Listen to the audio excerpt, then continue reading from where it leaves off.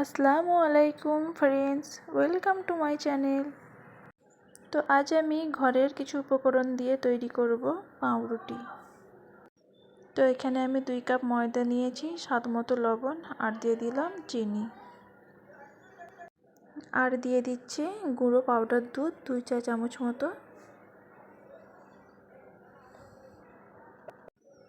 তো শুকনো উপকরণগুলোকে ভালো করে মিশিয়ে নেব। আপনারা একবার এভাবে চেষ্টা করতে পারেন, ঘরেতেই আপনারা তৈরি করে নিতে পারবেন পাউরুটি। তো ভালো করে মিশিয়ে নেবার পরে এখানে অ্যাড করে দিচ্ছি ইস্ট। তো ইস্টটা আপনারা যে কোনো দোকান বা শপ থেকে কিনে নিতে পারবেন। তো ইস্ট পাউডারটা দেবার পরে আবারও ভালো করে মিশিয়ে নিচ্ছি।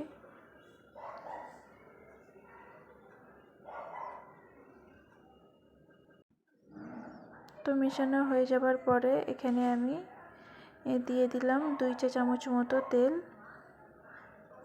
এটা রান্নার তেলটা ব্যবহার করেছি, আপনারা চাইলে বাটার দিতে পারেন, তো আমি তেল ইউজ করেছি।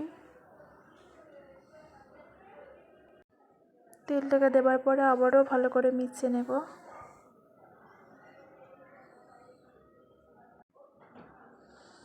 আর এই আটাটা মাখবো হালকা গরম পানি দিয়ে।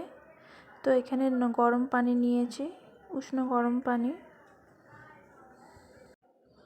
অল্প অল্প পানি দিয়ে মেখে নেব।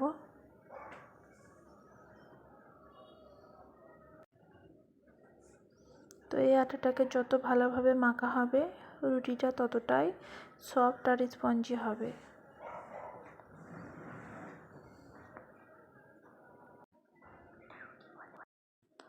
আটাটা মাখার সময় দেখুন একটু নরম নরম ভাব হয়ে আছে। তো এইভাবে ঘুরে ঘুরে মাখলে আর রুটিটা খুব সুন্দরভাবে ফুলবে। তো এটাকে আস্তে আস্তে মাখতে এই ধরনের একটি ডো চলে আসবে। তো এটাকে আরও একবার মেখে নিচ্ছি। আর খুব বেশি শক্ত করবেন না। তো দুই হাতে নিয়ে একটি ডো মতো তৈরি করে নেব, নিয়ে এটা 3 ঘন্টা ঢাকা দিয়ে রেখে দেব। তো গোল আকার করে নিয়েছি, দিয়ে এর উপরে হালকা তেল মাখিয়ে নেব। তো এই আটার ডোটাকে যত গরম জায়গায় রাখবেন ততটাই বেশি কিন্তু ফুলে উঠবে। 3 ঘন্টা পর ফিরে আসলাম।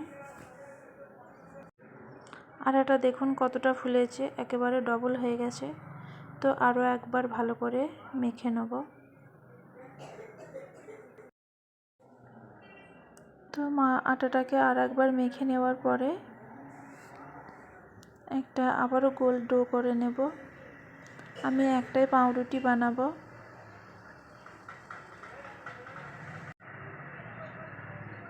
তো আবারও 2 হাতে নিয়ে দেখুন এইভাবে করে নিচ্ছি। একটু চ্যাপ্টা মতো করে নেব। আর এটা আমি কেক মেকার তৈরি করি সেই প্লেটটা নিয়েছি। তো রুটিটা আমি 10 মিনিট ঢাকা দিয়ে রেখে দেব। তো এভাবে 10 মিনিট রেখে দিলে রুটিটা ফুলে যায়। তো তারপরে এখানে একটা ডিম ভেঙে নিচ্ছি। ডিমের আমি কুসুমটা নেব, হলদে অংশটা নেব। তো হলদে অংশটা তুলে নিচ্ছি। ডিমের কুসুমটাকে ভালো করে ফাটিয়ে নিচ্ছি। তো এটা আমি রুটির ওপরটা লাগিয়ে দেবো, তাহলে কি হয় ওপরের কালারটা সুন্দর আসে। তো রুটিটা চুলায় তৈরি করব, তার জন্য এখানে একটা হাঁড়ির মধ্যে দিয়ে দিলাম লবণ। লবণটা একটু বেশিই দিয়েছি। তো এখানে লবণটা গরম করার জন্য বসিয়ে দিলাম। আর মাঝখানে একটা ছোট বাটি বসিয়ে দিয়েছি। তো এর মধ্যে আমি পাউরুটির ট্রেটা বসিয়ে দেব। তো এখানে দেখুন রুটিটা 10 মিনিট পরে আবারও ফিরে আসলাম। এটা দেখুন আর একটু ফুলে গেছে। তো এবারে কুসুমটা আমি ডিমের কুসুম অংশটা ওপরে লাগিয়ে দেব।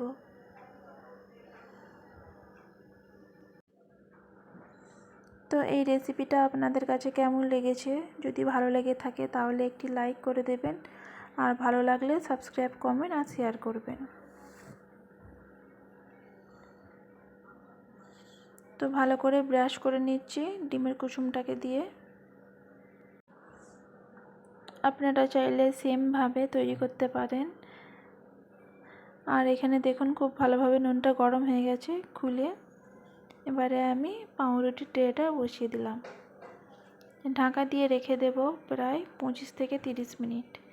এটা মিডিয়াম ফ্লেমে করে নেব। হাই হিটে করতে গেলে নিচেটাই ধরে যাবে, ওপরটা দেখবেন কাঁচা হয়ে যাবে। 25 থেকে 30 মিনিটের পরে দেখুন এখানে পাউরুটিটা পুরোপুরি তৈরি হয়ে গেছে। আর ঠান্ডা হয়ে গেলে রুটিটাকে তুলে নেব। তো এখানে রুটিটা খুবই সফট হয়েছে আর নরম হয়েছে, খেতেও কিন্তু দারুণ হয়েছিল। বাড়ির তৈরি যে কোনো জিনিস খেতে টেস্টটা একটু আলাদা হয়। তো আপনাদের এই রেসিপিটা যদি ভালো লাগে তাহলে আরও একবার বলছি লাইক করে দেবেন। তো আমার ভিডিওতে মোটেই লাইক আসে না, আমি কিন্তু প্রত্যেকের ভিডিও দেখি, লাইক দিয়েই দেখি। তো প্লিজ একটি লাইক করে দেবেন। এখানে রুটিটা দেখুন আমি ছিঁড়ে দেখিয়ে দিচ্ছি কতটা ভিতরটা জালি জালি ভাব হয়েছে। আর বেশি বড় করলাম না। আল্লাহ হাফিজ।